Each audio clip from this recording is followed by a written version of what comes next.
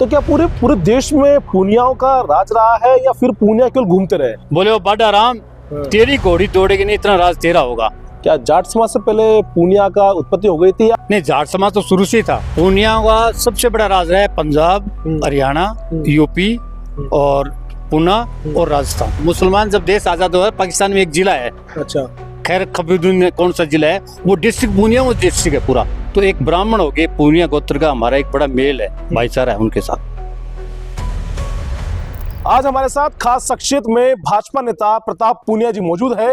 प्रताप पूनिया जी वैसे 2014 में कांग्रेस से टिकट लड़ा चूरू लोकसभा सीट से, और उसके बाद 2024 में उन्होंने कांग्रेस छोड़ भाजपा में शामिल हो गए। हम तमाम मुद्दों को लेकर इनसे चर्चा करेंगे, पर उससे पहले प्रताप पूनिया जी से पूनिया जो जाट समाज का एक गोत्र है वो कैसे उत्पत्ति हुई, और कहा यह जाता है कि पूनिया, प्याज और सरदार वो कहीं भी मिल जाएगा, तो उसी को लेकर हमारे साथ बातचीत के लिए प्रताप पूनिया जी मौजूद है। पूनिया जी बहुत बहुत स्वागत है आपका। नमस्कार जी। अच्छा पूनिया जी, कहा जाता है कि पूनिया समाज है जो गोत्र है वो पहले हिमाचल से निकला, फिर पूना आया, फिर राजस्थान। इतनी लंबी रेस रही, क्या कैसे उत्पत्ति हुई पूनिया समाज की? ऐसा कुछ? पूनिया समाज जाटों में सबसे बड़ी गोत्र पूनिया गोत्र है, और वो शिव जी का वंशज है। शिव जी ने वीरभद्र उनके सेनापति थे, उनका बेटा था पवन भद्र, उसको गोद लिया। उसके पवन भद्र के ने राज किया, वहां से चला वो यूपी बसा, यूपी से फिर वो पूना जाके उसने राज किया। अच्छा। पूना में पूनियाओं का राज हुआ। हाँ। पूना पवन भद्र के बाडा राम बेटा पैदा हुआ। अच्छा। तो बाडा राम जो पैदा हुआ उसके बाद में उसके ये कहा गया भी, पूछा गया भी कि इसके आगे क्या उत्पत्ति रहेगी, आगे राज कौन करेगा अपने। तो उसमें ये आया कि बाडा राम के यहाँ रहेगा तो उसके पुत्र रत्न प्राप्ति नहीं होगी। अच्छा। तो उसको ये जगह छोड़नी पड़ेगी।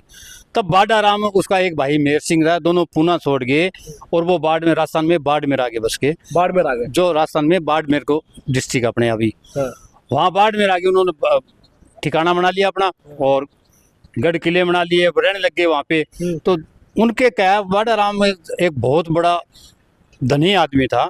जैसे आपने नाम सुना होगा लक्की बंजारा था। लक्की बंजारा, हाँ। वो बहुत बड़ा मतलब लाजमा अपने साथ रहा, वैसे ही बाडा राम के साथ भी बड़ा लाजमा था। अच्छा। गाय थी, घोड़े थे, ऊंट थे और सेनाएं थी खुद की। और उसमें मैं एक आपको बात बता दूं, एक धरड़ ब्राह्मण होता है हमारे, भारद्वाज बोलते हैं उसको। वो बाडा राम की 12 सेनापति थे, उसमें एक सेनापति था धरड़ ब्राह्मण। जो बाडा राम पूनिया जी बता रहे हैं उनके सेनापति थे? सेनापति था, 12 सेनापति, उसमें एक धरड़ ब्राह्मण था, वो एक 12वां नंबर का सेनापति था। बड़ा कॉन्फिडेंस आदमी था उसका, बाडा राम जी का। एक वाक्य बताता हूँ मैं बीच में आपको। जब बाडा राम जी जब राजगढ़ में थे, लुधिबासा में राजधानी थी, तो वहां पे आपस में तनाव होता था। जैसे कोई नया आदमी आता है तो दूसरा सोचा ये मेरी जमीन हथिया लेगा, यहाँ राज करेगा। तो दूसरे दैया जाट थे, उनके कोई बात होगी तो उन्होंने कोई आपस में तनातनी होगी तो उन्होंने राजीपा करने के लिए बाडा राम जी को बुलाया। अच्छा। तो उस सेनापति था धरड़ ब्राह्मण, उसने कहा भी बाडा राम जी आप मत जाना, उनकी नीयत बड़ी खराब है, वो आपके साथ गड़बड़ कर सकते हैं। तो बाडा राम बोला भी मैं तो बात का धनी हूँ, मैं तो जाऊंगा वहां पे। तो बाडा राम जी ने कहा, बोले यार तो कैसे करे? तो उसने पंडित जी ने कहा, बोले कि मैं आपकी जगह बन के जाता हूँ। अच्छा। वो उनके पास गया, जाके बैठा वहां पे।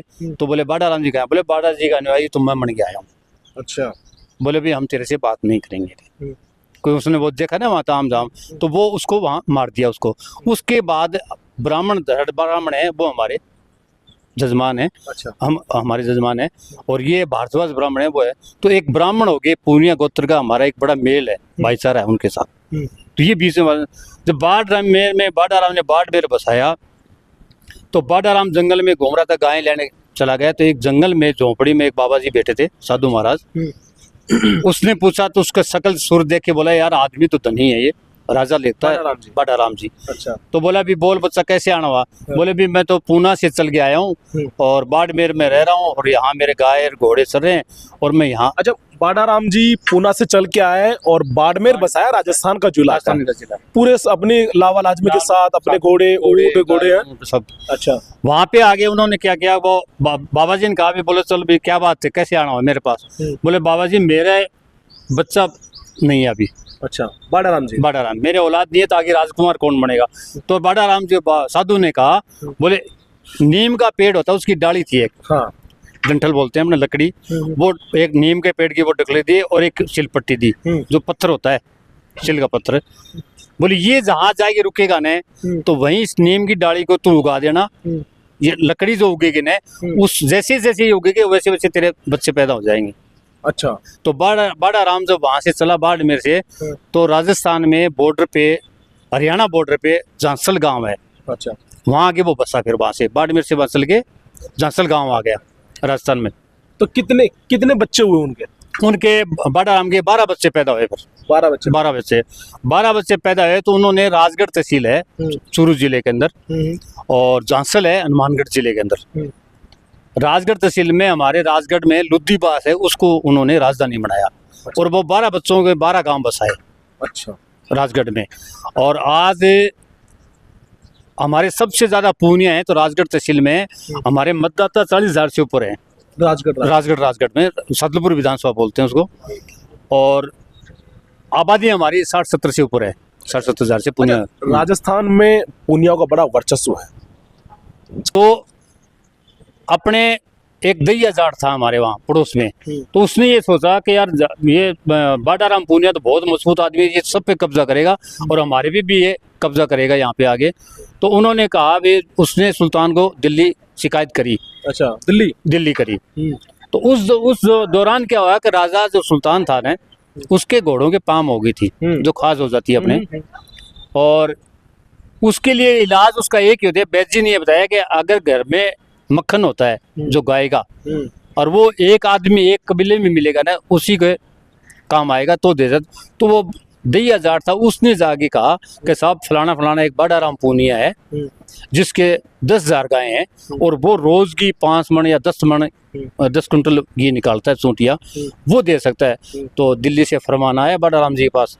बाड़ा राम जी ने पूछा भी, बोलो क्या बात, कैसे याद किया मेरे राजा ने? बोले भी क्या, उनके घोड़ों के पाम हो गई और आपको बोले ये मक्खन है ना गाय का, ये देना पड़ेगा।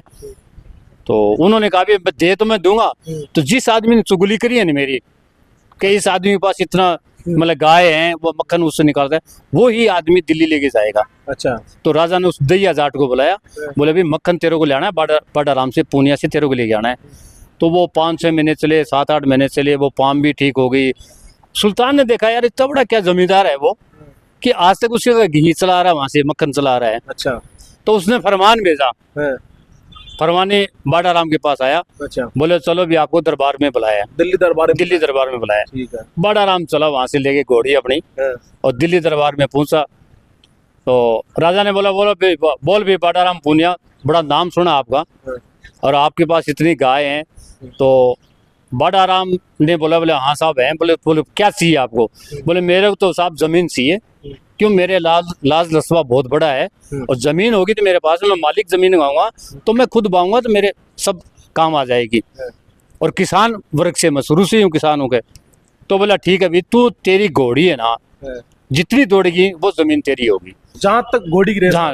तो बताते हैं, सुना है, जब बाड़ा राम जब पूनिया गांव आया झांसले, तो रात को सो रहा था, तो हमारे एक जीर्ण माता है, हमारी कुल देवी है, सीकर में है, जीर्ण माता। उसने रात को आदेश दिया। अच्छा। बोले वो बाड़ा राम, तेरी घोड़ी दौड़ेगी नहीं, इतना राज तेरा होगा। अच्छा। तो उसकी घोड़ी चली उत्तर की तरफ। अच्छा। हरियाणा की तरफ, दिल्ली से नहीं, झांसल से। अच्छा, झांसल से। तो बाड़ा उसने कहा रात को, बोल तू इधर मत जाना, तू पश्चिम में जाना। अच्छा। साउथ में जाना का। अच्छा। तो वो घोड़ी उत्तर से चल गए, दक्षिण की तरफ दौड़ी फिर। तो झुंझुनू जिले के अंदर एक मुरोदा गांव है, वो मुरोदा गांव में आगे घोड़ी रुक गई वहां आगे। वहां तक हमारे 360 गांव बसे। कितने? 360 गांव पूनियाओं के थे। अच्छा, कुछ पता है कि वो घोड़ी कितने दिन दौड़ी वहां से? वो तो 150-200 किलोमीटर थी वो। अच्छा। हाँ, वहां से दौड़ के आई वो। अच्छा प्रताप जी, एक और था कि कहा जाता है कि जो पूनिया है ये शिव के वंशज हुआ करते थे। क्या जाट समाज से पहले पूनिया का उत्पत्ति हो गई थी, या फिर आप अपने आप को शिव जी के वंशज बताते हैं? नहीं, जाट समाज तो शुरू से ही था। जाट समाज में, हमारे जाट समाज में 34-35 हजार गोत्र बताते हैं। जाट समाज में 34,000 गोत्र लगभग बताते हैं। अच्छा। जिसमें 7 गोत्र है ना, वो सबसे बड़ी गोत्र है। अच्छा, कौन कौन से? वो उसमें एक सबसे बड़ी तो बहुत गोत्र है पूनिया। अच्छा।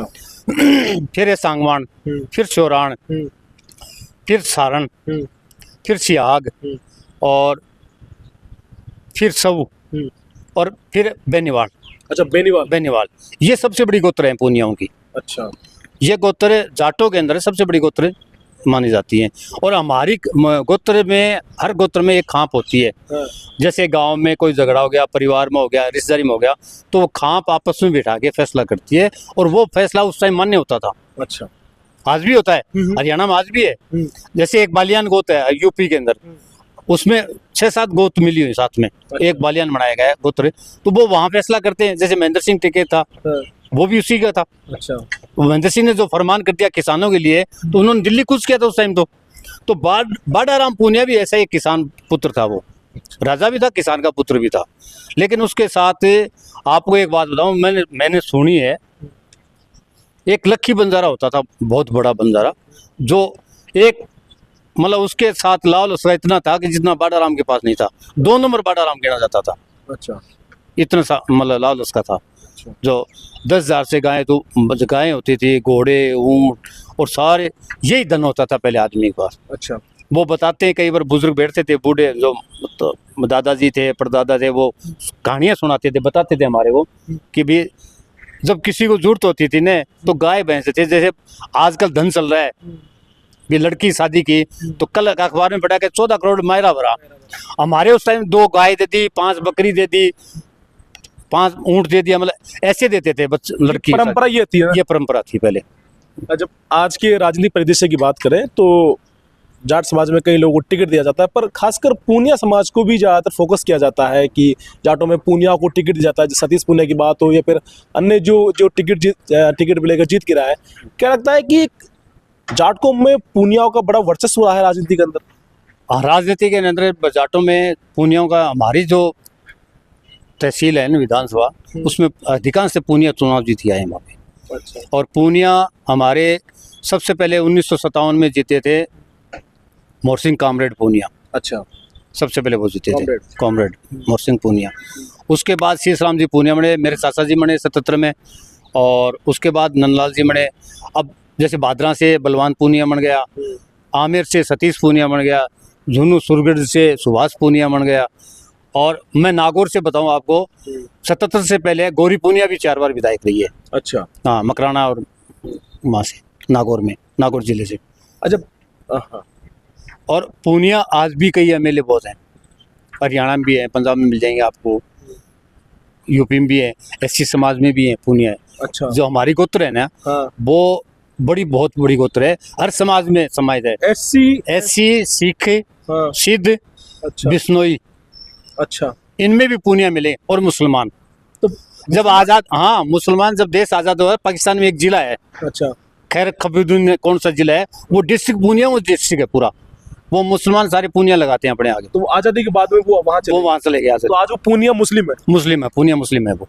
अच्छा। कोई रिकॉर्ड है वो कितने वहाँ पूनिया के लोग? वो जिला बताते हैं वहाँ पे, एक जिला पूरे में पूनिया है वहाँ पे। अच्छा, पूरा पूनिया का जिला है, पर वो मुस्लिम है? मुस्लिम है वो वहाँ से मुस्लिम बन गए। अच्छा। बाकी SC/ST के अंदर SC में अपने यूपी से आता है वो पूनिया जी। अच्छा। और बिश्नोइयों में भी पूनिया है, सिद्ध में है, और मुसलमान मैंने आपको बता दिया। तो पूनिया गोत्र सबसे बड़ी गोत्र है जाटों के अंदर। जाट समाज बहुत बड़ा, जाट का इतिहास लिखा नहीं गया, पूनियाओं की किसी ने इतिहास नहीं लिखा। अच्छा। ये कर्नल टॉड ने जरूर जिक्र किया पूनियाओं का। ये बाडाराम का बताते हैं, 1000 के आसपास, 1030 के आसपास उत्पत्ति थी बाडाराम की पूनिया की। अच्छा। जबकि इससे पहले थे पूनाराम, पून भद्र था ना, वो पहले था। वो तो शिव के वंशज भी है। शिव के वंशज हैं। बिल्कुल। ये हमारे साथ थे, चूरू से हैं प्रताप पूनिया जी, ठीक है, राजगढ़ से। वहाँ लोकसभा चुनाव में दावेदारी भी की थी, पर वोटों के अंतराल से हार हुई। और आज हम जिस विषय को लेकर जिस चर्चा की कि पूनिया, जो जाट कौम में पूनिया जो गोत्र है, उसकी उत्पत्ति कहाँ से हुई, और कहा जाता है कि शिव के वंशज है, और एक लाइन है वो कहा जाती है कि पूनिया प्याज और सरदार वो हर जगह मिलेंगे। पर आज एक बड़ी रोचक बात कही कि पाकिस्तान के अंदर भी पूनिया एक जिला है, पर वो मुस्लिम बन गए हैं। वो जब बंटवारा हुआ उसके बाद वो पाकिस्तान में चले गए थे। आज वो मुस्लिम कौम भी है, SC/ST के अंदर है, पंजाब में भी है, सिंधी भी है। अच्छा। तमाम ऐसे जगहों पर पूनिया का वर्चस्व रहा है, और आज राजनीतिक प्रदेश के अंदर भी पूनिया का बड़ा दबदबा रहा है। तो ऐसे ही नई शख्सियत मुलाकात करेंगे एक नए अलग इंटरव्यू के साथ।